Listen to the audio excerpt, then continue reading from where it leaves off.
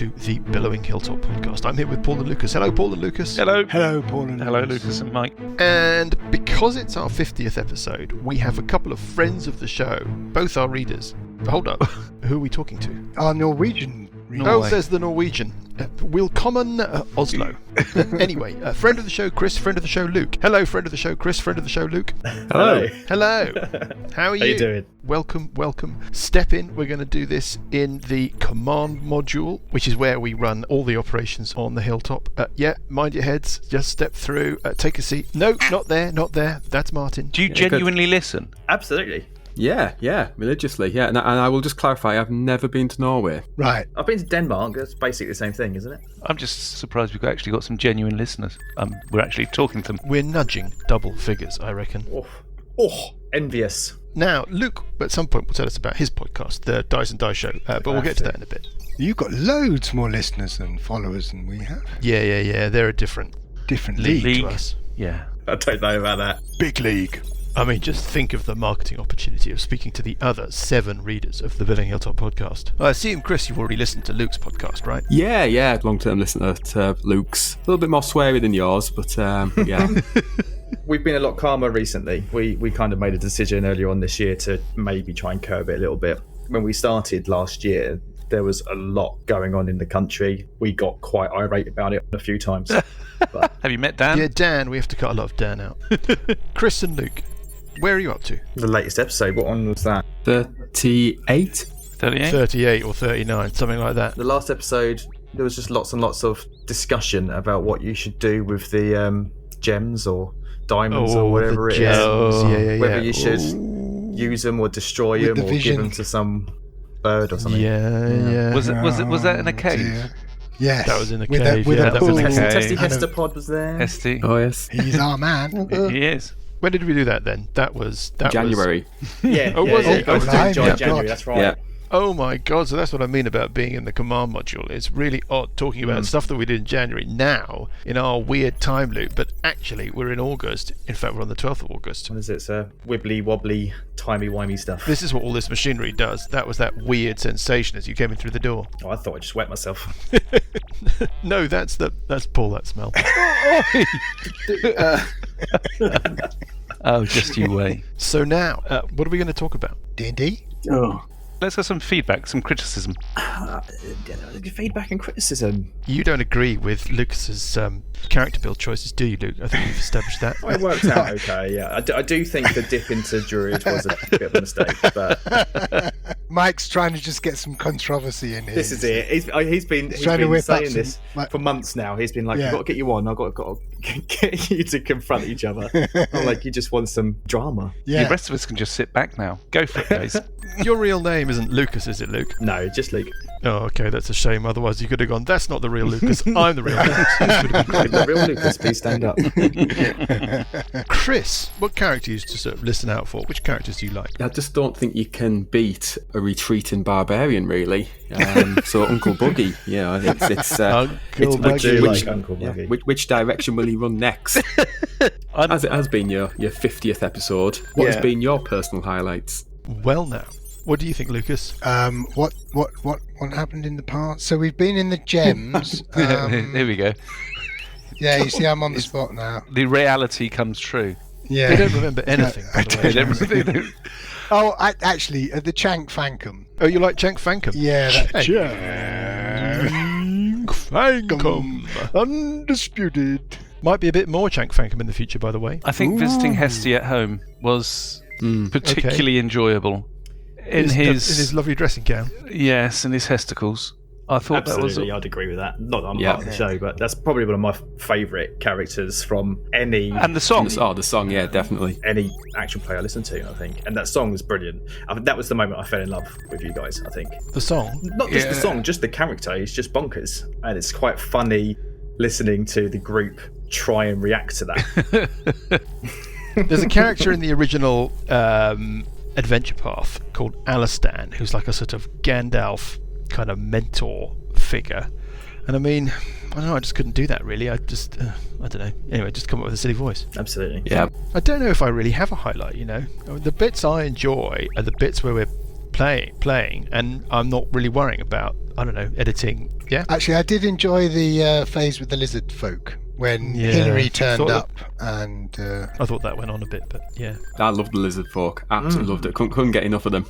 Oh, well, that's cracking to hear, actually. That's very good to hear, because I honestly thought after about 5 episodes of Lizard Folk that was kind of enough. By the time this goes out, we'll be deep into the Hall of Harsh Reflections, which is book 4, and it's very, very different in kind of feel. It's much more... how would you describe it, chaps? well, it's quite complicated. and it's in Evenstar, so it's not, a dungeon crawl style. Got a huge city map, and you can sort of say, well, should we go there or there? Choices. We couldn't afford to build Evenstar, obviously, for the show.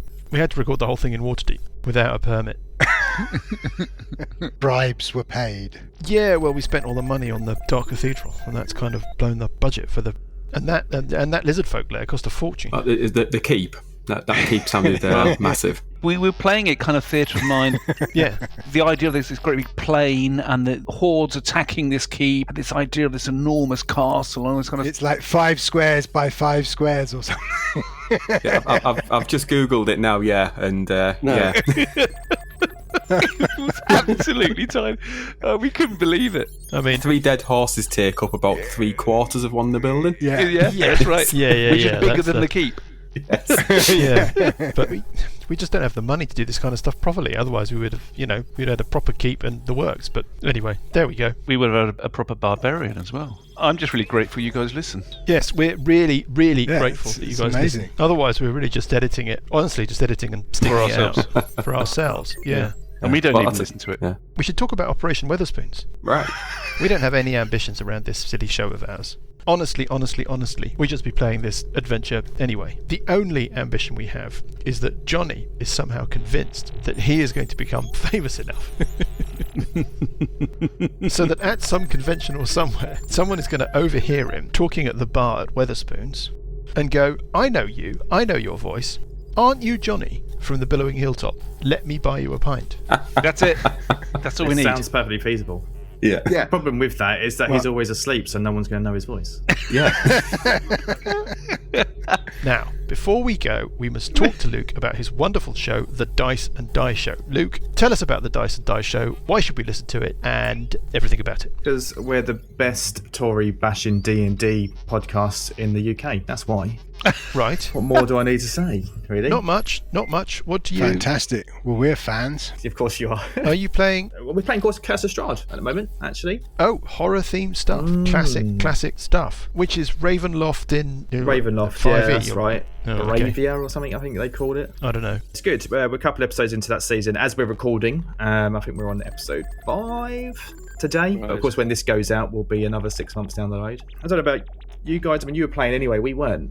COVID happened. And no one could see each other, and we were going crazy. And I had a friend who had never played before who asked me if I could run a game online. And I was like, yeah, sure. Got a couple other players as well who hadn't played. And we just kind of snowballed from there. And eventually we released it as a podcast. So we had 100 downloads a week. That's 10 times more than us. You lucky bastards. I mean, it's a typical actual play, only we're a bunch of angry Brits who swear a lot and get very, very drunk. Excellent. We do have tangents where we will discuss what's everyone been up to this week, what films have you watched, and what's happened in the news, and we'll catch up with each other's lives because we're just a bunch of mates having fun, and then we play D&D and get drunk. Excellent. Well, there we go. Well, I implore and beseech our other 7 readers to go and find the Dice and Die Show. People can find you on Apple Podcasts and Spotify. Apple Podcasts, and, Google, Spotify, Stitcher, lovely. anything you like. I had a lovely message just a couple of days ago on Facebook from Canada saying how much he loves the show. So we're doing something right. We had a message on Facebook. Why would I want to listen to a bunch of idiots, British or otherwise? You need to work on your promotional technique. Thanks, Phil. That's fantastic. Thanks for coming along to talk to us about our show. It's very kind of you to do so. It's nice to get a couple of our readers on for our 50th episode. There's no point in me doing the please rate and review because the only people who ever listen to this are here. Already done it, mate. You can find us on Twitter, you can find us on Facebook. You can email us at hello@billowinghilltop.com and Paul will read your message out loud. Privately. At home, not on the show, just, yeah. And that's it. Without further ado, let us get on with, I can't believe I'm saying this, episode 50 of the Billowing Hilltop podcast, Snake Battle and Roll. Congratulations on reaching episode 50. It is the big Wow. 5-0. 50. Yes. Amazing. Half a Oh. century. Our podcast has finally Wow. qualified for the vaccine. I can't believe that we have made it to 50 episodes. Unbelievable. Might, I suspect, be the last episode as well of the Billowing Hilltop podcast, but we will see. Oh, I see. You think you're going to kill us, do you? I think that you are in some trouble. Yeah, more trouble. I mean, I think things have ramped up. Things have definitely Have they? ramped up. What, 2 purple things and a snake? That's what she said. Bit of slight understatement going on there, I think. Since we got into book 4, things have ramped up, I think. And this is definitely a different, a phrase that always makes sense in D&D. This is a different level, as we're about to discover. Who screwed up the recap last week? Johnny. I can do a recap this week. No, I Johnny. think I can remember what happened. No No, free no. passes. You Here give we me go. So let's roll a D8, missing out Johnny. This week, 1, 2, 3, 4, 5, 6. It is Dan. Well, I did it last. I stepped in. Yeah, he did it last time. I No, but it's fine. scratched it. It's fine. It's I fine. can Do you do think it. you can So, remember? we're trying to find the lair of the Mindflayer, but I think you've probably found. Well, yeah, but it seems to. We found an entrance in the sewers, and it seems to be fairly significantly guarded. Let's put it that Yeah. way. yeah. With traps and molds and funguses and magic traps and monsters and guys with purple skin and just everywhere you look, there's some kind of nasty. I think There you that's a very good summary of where we Thank are. you very Uncle much. Buggy has done what unless he's looking for another, as Lucas's phrase, another front line, never this front line. Uncle Buggy has kind of careered into this complex of caverns and has found himself at a large cavern facing off against this strange purple-skinned female figure, who seems to be in the process of casting some kind of enchantment. Not quite sure what that is. He's run through a cavern with a pool and a little stream running from it. From that pool has emerged a giant, or a large anyway, serpentine creature that has worked its way towards Parker. Parker is in a little passageway, the foot of a cliff, trying to, but failing to climb it in order to do battle with more of these little Well, not any pearl-skinned longer. weirdos. I think Yeah, I'm giving any up longer. on that one. Well, you may not even. Let's see how much of Parker is left at the end of this.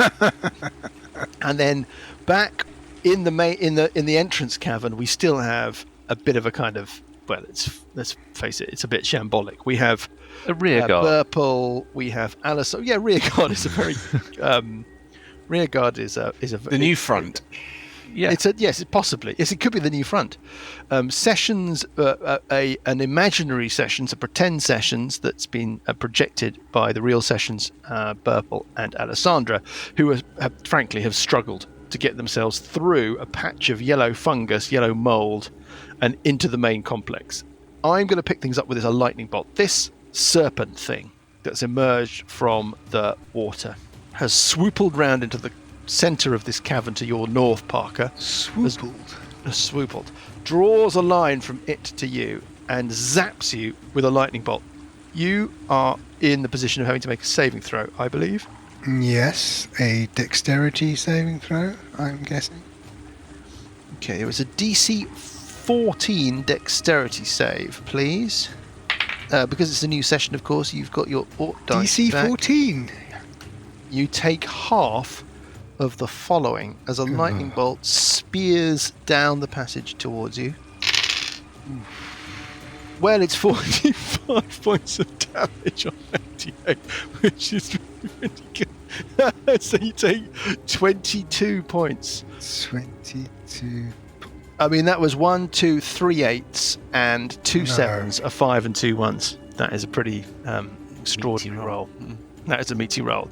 And this thing hisses at you and says, "Where is my tribute?" And, Parker, these shadowy figures above you decide to pepper you with crossbow bolts. The first one hitting armor class 22 2. Yes. You take D6 plus 4. You take 10 points of piercing damage, and you've got to give me a DC 13. No, I don't. Right, what have you got? I have my deflect missiles. You can use your reaction to deflect or catch the missile when you're hit by a ranged weapon. Okay. When you do so, the damage you take from the attack is reduced by 1d10 plus 9. How much did you do on me again? I did 10. Right. So if you... That's basically reduced by 10. Yeah, if you so- reduce the damage to 0... Yeah. I get the and general have a idea. free hand, you can spend 1 key point to make a ranged attack within a range of 20-60. What you mean? You're going to throw it back? So I can grab the dart. Well, I'm going to make a ranged attack on this bloody serpent thing. Oh, It can have a poison dart. It's a disadvantage, yeah, because it's outside the 20-foot first range increment. Yes, there's at disadvantage. Okay, that's a 20. So hold on. Oh, that's a 10. Well, 10 is not enough, obviously. And was it ever going to be? And then the other one has a shot at you. And now you've annoyed me. Come on, what are you going to get? 12, that hits armor class 19, that's not going to be enough. Miss. Because of your stupid armor class, because of the stuff I gave you. The 17 is also a miss, and that's very disappointing. Let us turn to what's going on with this weird personage that's with Bugraft. I think she's had a go before I've had my go. She's already been. It's my round now. For cinematic purposes, I told you about her stepping out and starting something, and then I moved across. She is clearly casting some kind of enchantment around you, Bugraft. You're not quite sure what it is. Something seems to be happening in the kind of area of cavern where the cavern with the pool and the big cavern that you're going into, where they join, that sort of open area of cavern floor. Something's happening there. What do you mean something? Can you be a bit more specific? I thought you didn't want me to tell you. You could feel an inner ear pressure. The grit and dust on the cavern floor seems to be kind of jiggling about as if she's summoning an earth elemental. As if she's summoning something. Yes.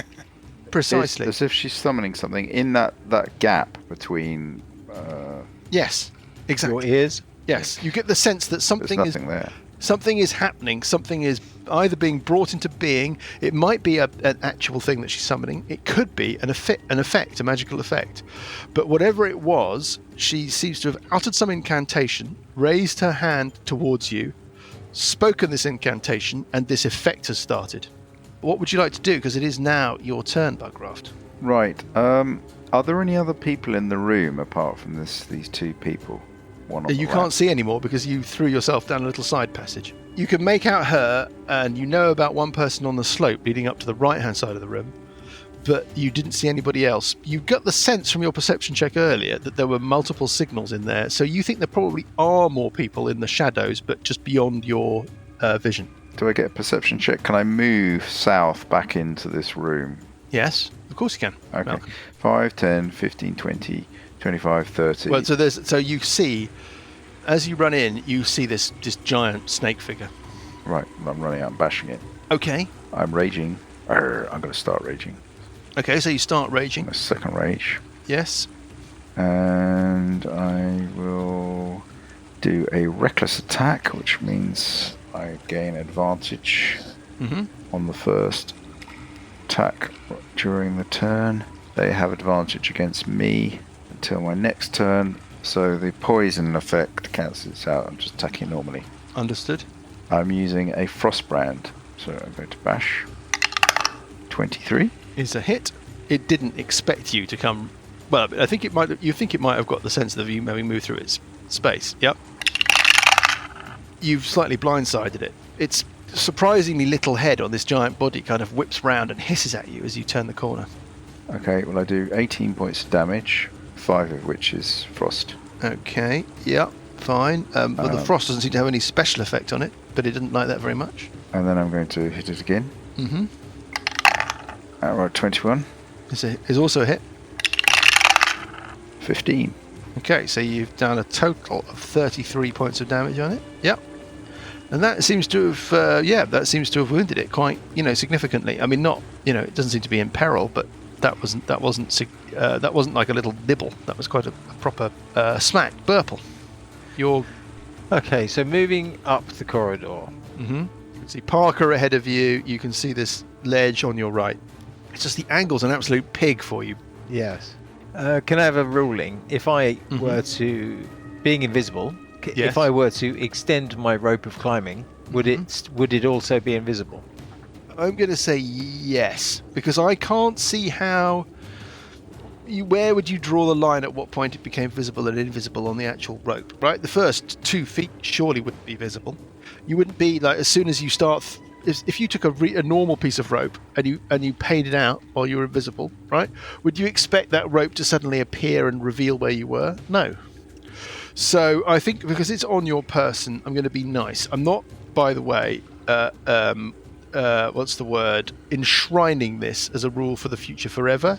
But in this instance, having to think about it at short notice, I'm being going to be nice. I'm saying that the rope is invisible as long as you're holding onto it. If I climb it, am I still? I'm still holding onto it, right? You're still holding onto it, yeah. Okay. So I move in further up the corridor to below the ledge, and extend my rope of climbing 10 foot up. Okay. It appears, and it's obvious where you are. I was lying, and they go, get him. Thanks. Alessandra, it's your action. Alessandra's going to ready an action to shoot at any of these bots. You can just make their forms out on the ledge. You think it would be shooting at disadvantage from where you currently are. I think what I'm going to do is I'm going to wait till one of them pokes their head out so I can take a proper shot at it. If they want to poke their head out and shoot at Burple or Parker or... Yeah, got it. Parker? I'm going to move ahead towards the snake within 15 foot of it. Snake! And then I'm going to activate my fangs of the fire snake. Oh, God. Yes. You can spend 1 key point to increase your reach. Yes, to 15 feet. I think we've established I will do unarmed strikes on it, 2 of them. The first one being a 12. 12 is a miss. The second one being a 23. 23 is definitely a hit. Oh, that's 4 points, plus another key point as an extra D10. Okay. Is 10 points. So that's 14 in total, right? It's 14 in total, and Doesn't then like that very much. I will do my flurry of blows. Mm-hmm. That's 14. 14 is a miss. It's a 16. Yeah, 16 is a hit. 6 points, and my last key point. Wow, really? Okay. For another 4. Another 4 points of damage added onto that. And you've lost your keys, basically. Well, it just laughs at you. It says, never use the powers of a snake against a snake. And all the damage you have done, it just kind of ripples. It seems to actually heal as a result. No, not really. Sessions. So I will... your Sessions is... You're not... You are poisoned, yeah. No, I'm not. I did...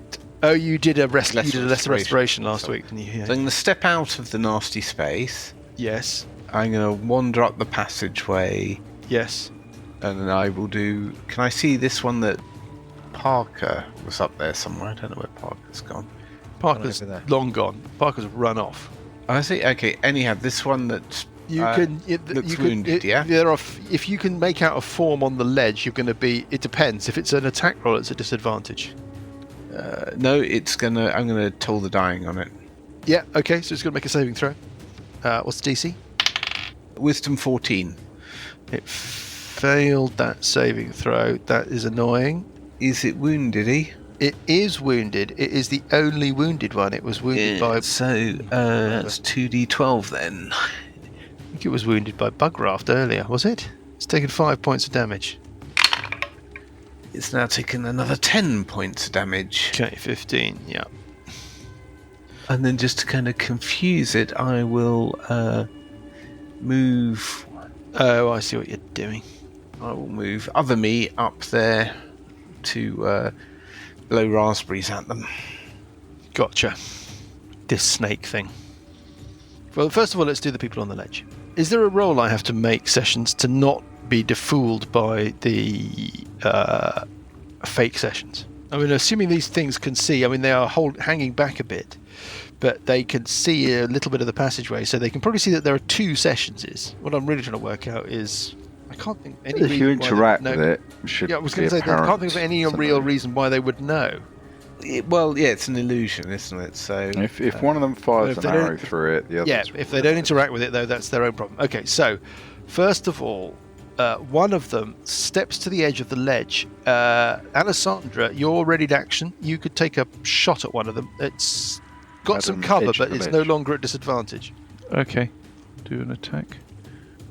At the edge of the ledge. And an armor class 18? Armor class 18 is a hit, even with the cover. Doing 7 points of damage.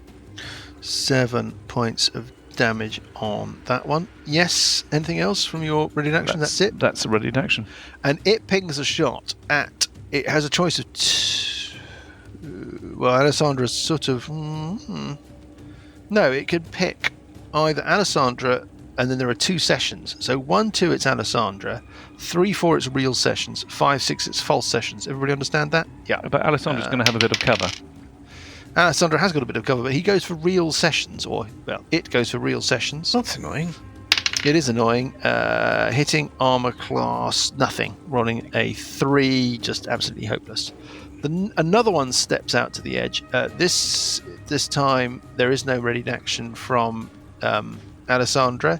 It's going to make the same roll. It's basically picking targets randomly. It goes for the fake sessions. Does it hit it, though? I mean, assume, well, yes. Oh, I guess it goes It's straight armor through class it. 19. Oh, well, armor Okay, class so 19 would be sessions, so yeah, it would hit. Yeah, so it knows that there's nothing that... Well, I think to be scrupulously fair, if it's shooting... No, it's going to know. It's going to know. And then the last one, and it goes... He's pretending. And then the last one leans out and goes for 1 to 3 Alessandra, 4 to 6 real sessions. Well, 4 to 6 sessions. It goes for Alessandra. Alessandra's got a bit of cover. What's your armor class, Alessandra? A lot more than that. 2. Doesn't matter. Okay, that's them. Now the Naga, because it is a Naga and not a water weird. Thank you. Spirit Naga is going to... I think it might take an attack of opportunity. Actually, no, it doesn't need to take an attack of opportunity. Just needs to die. He's going to walk round Buggraft to the north without leaving Buggraft's threatened range. Mm-hmm. Yes. And then he's going to cast a lightning bolt. I don't know if it can go through that rock column, though. It'll cast it down the middle line there. That's what it'll do. Yes, so it's going to cast a lightning bolt directly to its south, affecting creatures on either side of a line down the series of squares. Buggraft and Parker, can you please both make dexterity saves? DC 14 as it fires a lightning bolt down between the 2 of you. Oh, and Burple as well. Can you also make a dexterity save, DC 14? I'm poisoned, so I guess I get disadvantage. No, not on saving throws. It's only on ability checks and attack rolls. Ah, right. Well, I've got a danger sense, which gives me advantage on dex saves. No, you wanted me to say that you had disadvantage. Yeah, so I'd cancel that. Yes, but so anyway, I'm rolling at advantage. That's what I'm trying to say. Yes, okay. Well, roll at advantage. DC 14. Dexterity save, yep. Oh, dear. Ooh. Okay, the other one. Come on. 17. Damn it. And Parker? Yeah, that's a save. 16. Half of. So you take half of the following damage. Half of this. Oh, that's nowhere near as good a roll. 34. So 17 points of damage. And I take half of that because I'm raging. So you take 8 points of damage. That's the Naga. Now. Sorry, can I interject? Oh, you want to use your thunder? I'm using my. I'm not. It's probably even too lightly, so I'm using a thunder reaction, Wrath of Storm, thunder, and I'm using my channel divinity, which maximizes it. Can you just tell me about the Can you give me the power, please? When a creature within 5 foot that you can see hits you with an attack. Yeah, it's not an attack. It's a lightning bolt. It doesn't count as an attack. No. It didn't say melee attack. I think it means it has to make an attack roll. That's my ruling. It just says attack. What does the council think? What does the spell say? It says when a creature within 5 feet of you hits you with an attack. Lightning spell. Lightning bolt. If you just. Well, you don't make an attack roll. Yeah, I guess it doesn't say attack in there. A stroke of lightning forming a line 100 feet long blasts from you in a direction you choose. It's not an attack. It's I'm afraid it's an effect.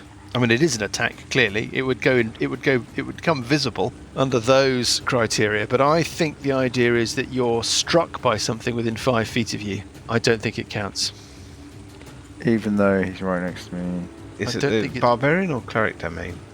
It's a no, it's cleric. Tempest cleric. Doesn't really help us. I just. Has it got an attack? Is attack in a capital letters or in italicized? No. No. Sod it. Have it. You could Google it. No, I'm not going to bother. The priestess thing in the other cavern has got the same power, so. Which one is it? Which power? The Wrath of Storm. Page 62 on the DM's guide. Okay, well, I think the first thing it says when a creature within 5... Oh, it is within 5 feet. It's within 5 feet, yeah. Makes an attack. Hits you with an attack. It's the hits bit that makes me feel that there has to be an attack. Hits you, yes, I would say it's probably an attack. It's a melee thing. There you go. Graham's talked me out of my generosity. So, that doesn't But they're work. usually quite clever with wording on the player's handbook. They will normally say a melee attack, range attack. Yeah, but I mean, attack. Attack is all encompassing, so it could be. Let me just ask the cat. Do you think he should be able to use it? No. I think you need to save it for the next one. No. Yeah. Okay. Right. Because I guess because it's not spell attack. It's not a spell attack. You see, No. that's the thing. If it had to roll an attack roll against you, Then there something would like be a an ray attack of frost, then I think that would be different. Yeah. Fair enough. Anyway, it's done that. Now let's move over to the main cavern. A bugraft. You can hear the sound, a sort of skittering sound of movement. Probably more than one or two people moving. Bugraft. You get the sense that something is happening off to your west. That in that area where this personage seemed to be kind of creating some kind of spell effect, something has happened there. You give me a perception check. 9. You think that you've got more things to worry about than you had before. The hairs on the back of your neck go up a bit. You've got the sense that there is a new presence, and you're not quite sure what it is, but you're just every instinct, your danger sense, yes, is kicking off big time. Finally, Alessandra and Sessions, can you give me perception checks, please? Alessandra rolls a 22. That's enough. Don't worry about it, Sessions. Alessandra, from back the way you came, Oh no. you pick up the sound of something, maybe more than one thing, trying to be quiet, moving through the water of the sewers. Excellent. Let them deal with the bloody mould. Behind us. Yeah, it's a pincer movement. And it is Bugraft's turn. Right. I think you give me a pretty big hint that I should get the hell out of Dodge. You just get the sense that there's something new near you, something that has been brought into being near you. Purple worm. And you can't see it. You can't see it, but you wouldn't be able to because your field of vision where you're standing wouldn't show you where you were before.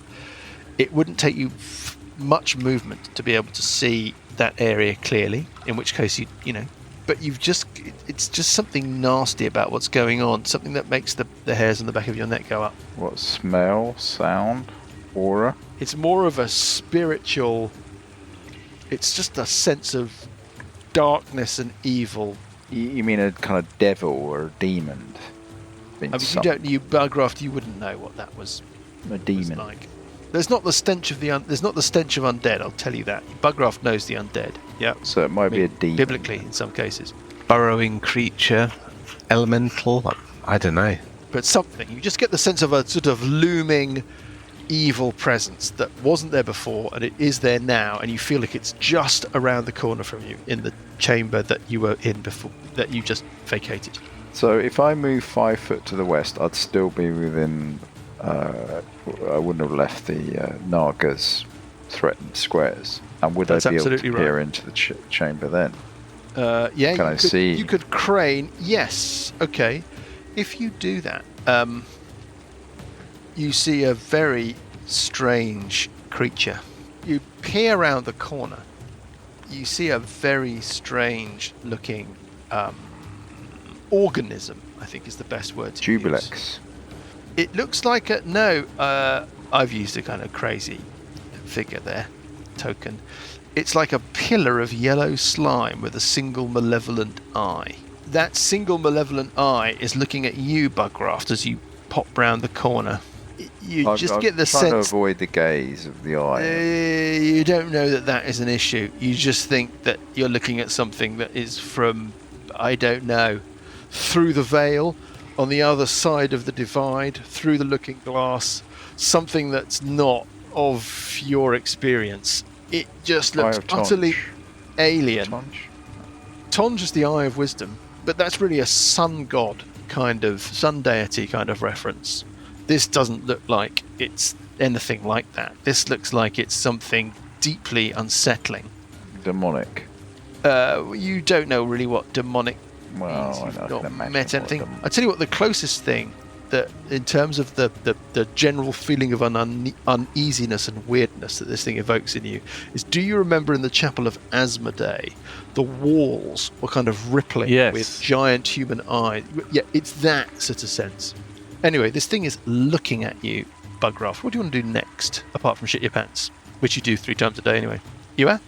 Does it look like it's fleet of foot, or is it slithering? Give me an intelligence check. 10. 10. You don't think that you can really make a judgment from its physiology about how fast it may or may not move. It may not be able to move at all. I mean, you can't see It's got legs. Ambulatory limbs. Does it look like it would slither? If it was to move. Bounce? If it was to be able to move at all, since it doesn't have legs, you're guessing it was going to be able to have to either slither or bounce. You think probably bounce, almost certainly. I don't know what to do, you lot. Should I keep bashing the Naga or run away? How bloodied is the Naga looking after? I mean, we've done a bit of damage on it. I would hit the Naga and move to your east, move away from that thing. If it's going to come after you, it's going to be squeezing, which is going to halve its moves. You just get out of its move range. Yeah, but 10, don't get an attack 20, opportunity 25, against you. 30, like that. Yeah. But the trouble is you still get a lightning bolt if I'm not careful. Well, we can concentrate fire on it. Yeah, okay, I'll go there and I'm going to bash the thing. This time... Mike, how damaged is the Naga looking? Give me an intelligence check or a medicine check. 18 for my medicine. Yeah, okay. You think that it's looking not yet bloodied. Okay, I'm just going to bash it anyway. Okay. So I'm at disadvantage now, because I'm still poisoned. I mean, the Naga on its own, I was thinking we could cope with that, but then this thing as well. Well, what are you going to do, Parker? Are you going to help me kill the Naga, or are we doing a retreat? Well, I don't know. I mean, if you're going to continue to hit it, then I will continue to. I'm going to come into it. Fight on in my round. I'm just worried we're going to end up having. We've got these things coming up behind us as well. Yeah. Well, we've got the 3 crossbow guys, and there's these 2 archers on the other side. We've got nowhere to retreat to. Trouble is, if we make a stand in that corridor, that Naga is going to do a lightning bolt through us all. I'm wondering about this fog cloud because it's not going to do any damage. They'll just climb down. Do a fog cloud near this weird demon thing. Yeah, but if they climb down, then that's easier to engage them, right? It depends if you're a monk or not, monk or a fighter. If you're a wizardy bard spellcaster, weedy wet, then maybe not. I've got. See, what I'm thinking is there's a spell called Enemies Abound, which is the 3rd level, which is attack the nearest creature.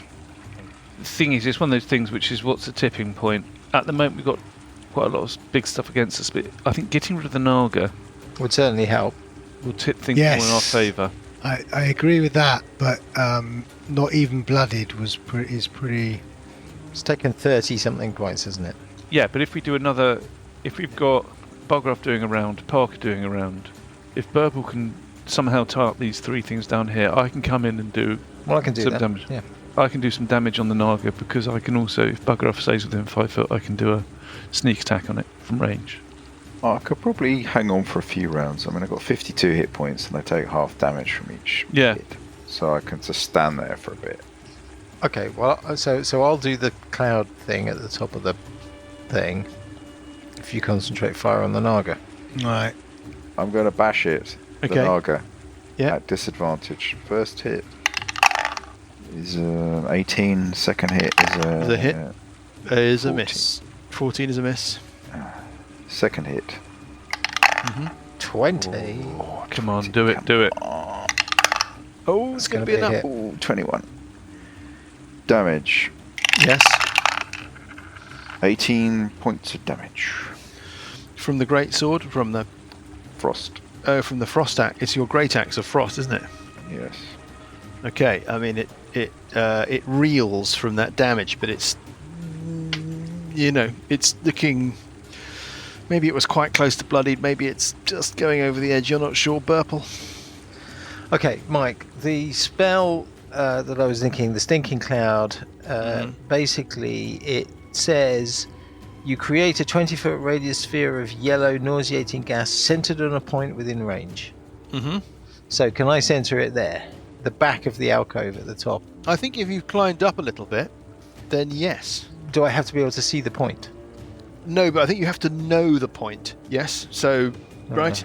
You can't think, imagining that the cave goes back that far.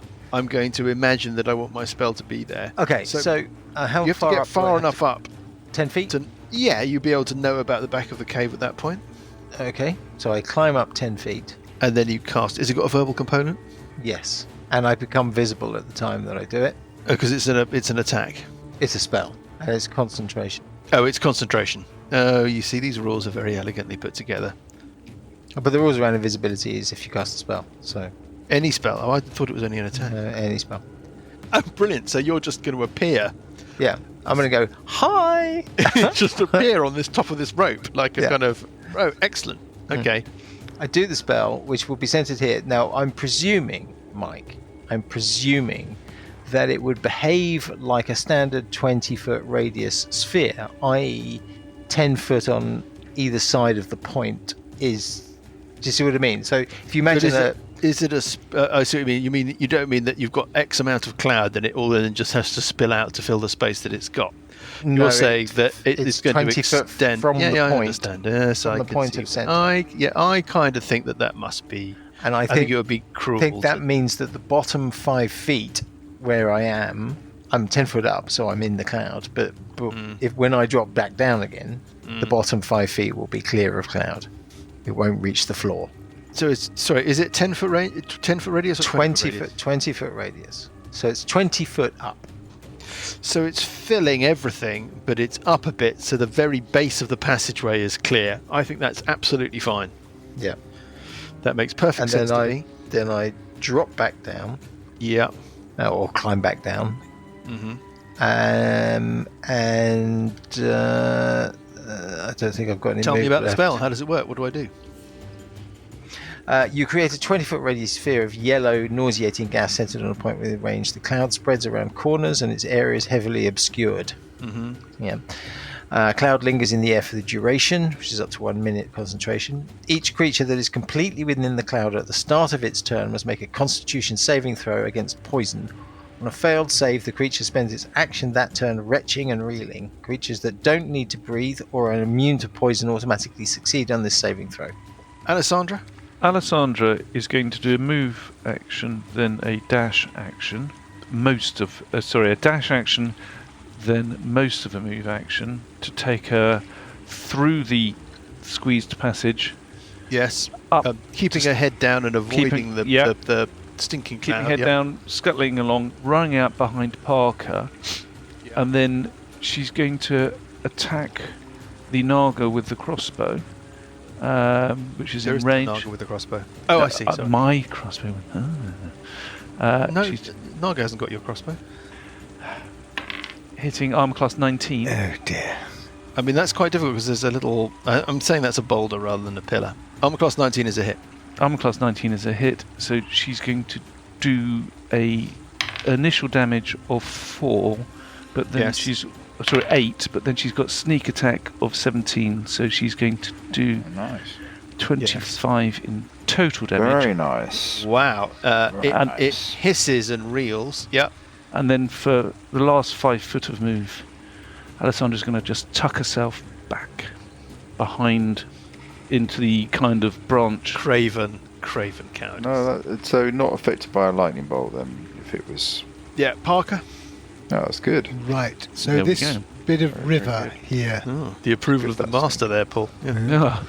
I can't believe it. Did you see that the readers may have noticed this, that on Twitter, Uncle Buggy's become a minor celebrity? Yep. Although, of course, Outrageous. by the time this episode goes out, this will all have. He'll be a major celebrity The by now. Yeah. He'll be on the Graham Be Norton making show, his if he can dare to Or- appear. signature move.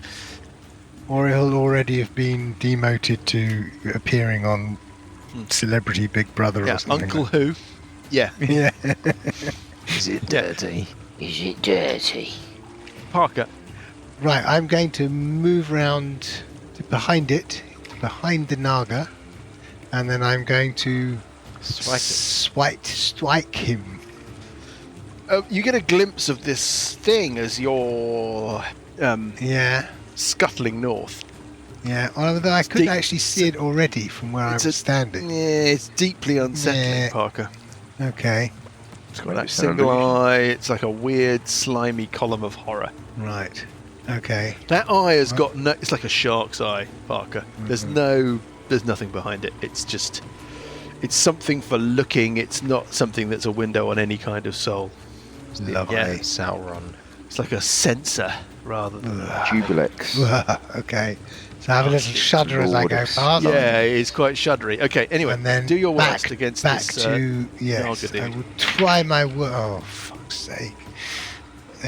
Well, there we go. Oh, that's a long. I have to say, that's a long journey for very little. There's a long introduction to a round that's just Do you want to ended. use your? Have you already used your Orc dice this I session? haven't. I'm going to use my Orc dice because that's ridiculous. I've got to do It's damage. on this. pride. You love it. Yeah. Yeah, Yeah. I'm Waste just- your Orc dice. You're going to waste. Well, your Orc I've dice. got Come on, do it. 3. No. more If you, I'm going yeah, to. yeah. Going Off you to. waste. I mean, Yeah. So well, it doesn't matter. At first, You get it's still- 1d8 and another 1d6 or Yeah, I get a 1d6 on that. yeah. So that's turns And the that's 5 into a 10 plus 6 is 16. Oh bollocks! Yes, that's That's a a hit. hit. Ha. Right, so that's first attack does 5 points of damage. 5 points. You're just going to laugh at everything that's below average now, aren't you? It's not below average. That's- Right, second attack Yeah. is a critical. Oh, it's annoying. Now, Yes. basket. Good. Are you No, gonna gamble?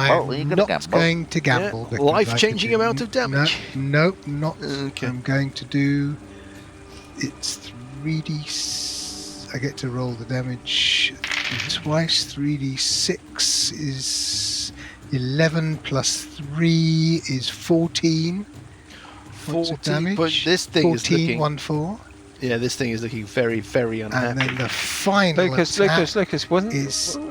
Lucas? Your dice are Yeah. doubled, aren't they? How can you do 3? So I do savage. So as a critical hit. Yeah. So it's 1d6. Critical hit is another d6, and I do savage attacks, which allows me to do another Yeah, but roll all damage dice another are doubled, aren't they? Aren't you missing a d6? Aren't you missing a You You d6? double precision damage. Graham, I think you double all roll damage, don't you? you've got Yeah, another I think- d6 Yeah. to roll. Roll another You're d6, doing a sneak attack. which you'll need anyway because you just rolled a 4 with your third attack. I think the point where they're trying to make here, Lucas, is that you roll 2d6 damage. You roll 1d6 No, I roll damage, which you've doubled. 1d6. No, I roll Which you've 1d6. doubled, and then you've rolled your other d6, your extra d6, which is your what? No, my unarmed strike does 1d6 plus 3. Yes. Which so you roll It's 2d6 critical. and add 3. So it's 2d6 and add 3, and my savage attack allows me to roll Yes. one An more extra- dice of damage. an 3d6. extra d6. Oh, one more dice of damage when you do a critical An hit. extra, yeah. Fine. Yeah, What, that is when the you correct when you do I see. When you do Yeah, when you do a critical hit, yeah. We're the ones, we're the silly Okay. ones. Yeah, and it's Lucas okay. is the correct one. Okay. But we'll edit this all, well, I'll change all this. So We'll make it sound better for the rest of us. Sound, Yeah. make we, it sound like we know all so It sound Lucas, like aren't you, Lucas, you've got this all the wrong way around. That one dice is only when you do a critical hit. Yeah. Isn't that right, Dan? Yeah, that's correct. Yeah. That's Yeah. Okay. You don't get to fair. double that extra dice. No. no. Okay, you'll grow into the character, Lucas. You really will. Okay, so and then that third attack of 4, that's going to be a plus miss. 6 is a 10 in total. 10 is disappointing. Yeah. It Okay. lives, Yeah. but honestly, it only just lives. It looks like it's clinging on. Right, finish him off, somebody else. Well, that somebody else is going to have to be Sessions. Okay. And I'll give you newsflash, it's Yeah. not going to be. Well, you might be able to get there with your other guy. You double fire something at it. Oh, what at the we're talking about? Oh, that up The there. Naga might die. This is so far away from Graham's experience that he's not been Dissonant concentrating on it. whispers. You expect me to do what? Move forward quickly. Hang on. One moment. Does he waddle? Of course he waddles. Sessions waddles. He yeah, got a beer definitely. gut. Yeah, he's huge. He's enormous. A professional He's a sphere. drinker. I will summon my crushing coin on it. Yes. Okay, I mean, it might survive this. Let's see. It might survive. Well, I'm not too bad at attacking with my crushing coin. So I roll a 19 for a 27. Ooh, 27 is a hit with a crushing coin. Yeah, you see, don't you take the piss out of the crushing coin. Probably won't kill it, mind you.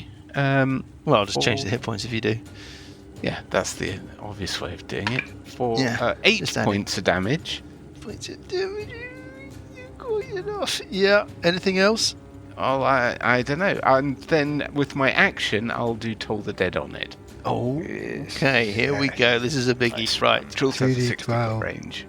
DC. Tell me about this. Wisdom, DC 14. Okay, it's got a decent wisdom save. I'm not going to lie. Rolling a 16. I'm very sorry. It absolutely aces that save. Having said that, does it take any damage or does it No, half it damage? Or? The Naga looks annoyed. Photograph the looks- surrender. It looks like its grip on life is super precarious. It hisses at you and it disappears. In a flash It's invisible. of light. They don't teleport. Does a kind of whoop, goes gone. You're left standing there looking at nothing. Let's turn our attention to the ledge. The total ledge. Right, Burple, tell me about my people on the ledge. What have I got? They all have to make poison saving throws or die. Okay, No, not first really. one makes a save. Second one fails the save. Okay. Third one fails its save. Okay, tell me about what happens to me. Well, they die. They die basically. They fall they? down. Yeah. They their expire heads- instantly. Their heads explode. So basically, they are retching and reeling. They're poisoned. They are retching and reeling. On a failed save, the creature spends its action that turn retching and reeling. Ugh, Can't do very anything. disappointing. I'm Okay. sure for one at first edition it would be die, wouldn't it? The one that's saved is going to shoot Those bloody are the well days. Burple. It's obscured. It can't Well, see it's- me. Well, it can hope.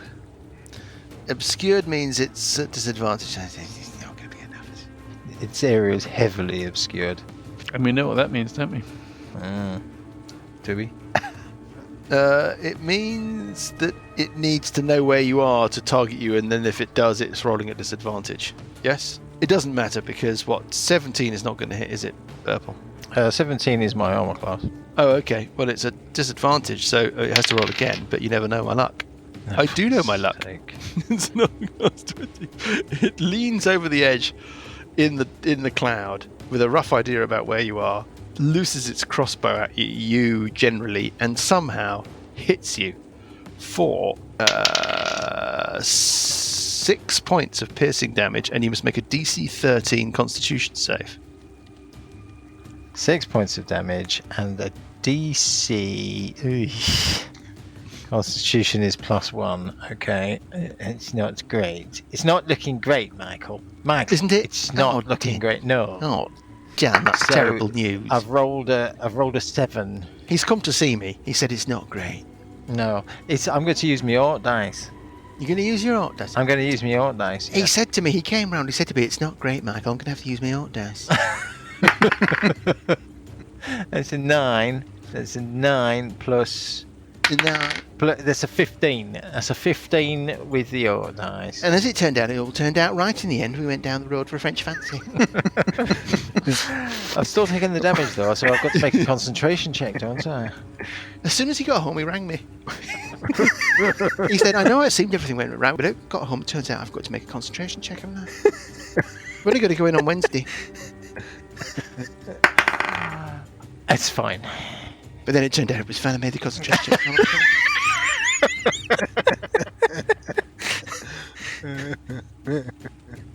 That's going to go down with the Norwegians, isn't it? Right, okay. Bugraft and Parker. You hear a weird noise. Bugraft and Parker.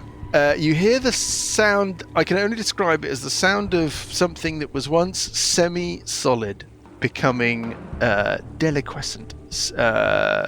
Deliquescent? Sublimating. It's the sound of ice becoming steam in a second. It's the tear on a kitten's cheek. It's the glowing rainbow on a spring morning. There's a sort of noise. And from where this thing was, I'm going to use the same figure, but it doesn't look like it used to. Okay. What does it look like now? It looks like a cloud of evaporated piss.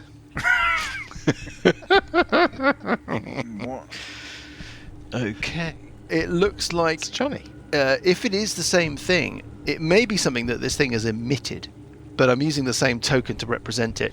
But between these two rock pillars, bloobling towards you, it looks like there's a sort of crazy cloud of toxic mist. And you can feel your whole beings kind of repelled at the sense of this cloud that's coming towards you.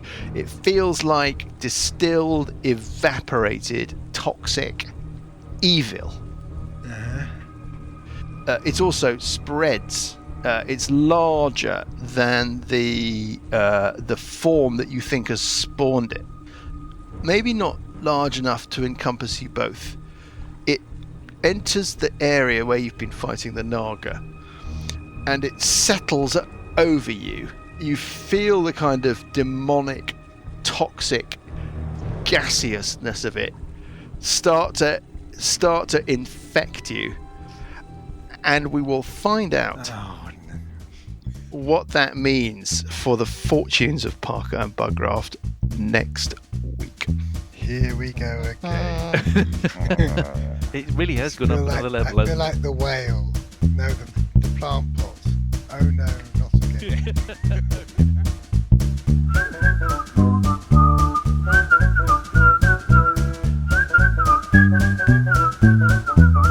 The Billowing Hilltop podcast is a Billowing Hilltop production. Dungeons & Dragons is a trademark of Wizards of the Coast. The Hall of Harsh Reflections and Age of Worms are copyright Paizo. The Hall of Harsh Reflections was written by Jason Bullman. Music is from Kevin MacLeod and Incompetech.com and is used with thanks under the Creative Commons license. Additional music and sound effects come from the wonderful Sirenscape. All other original material is copyright Billowing Hilltop. Role-playing games are all about getting people together, and we use Roll20 as our tabletop, the perfect place to host your game, and Discord to host our chat. Thanks for listening!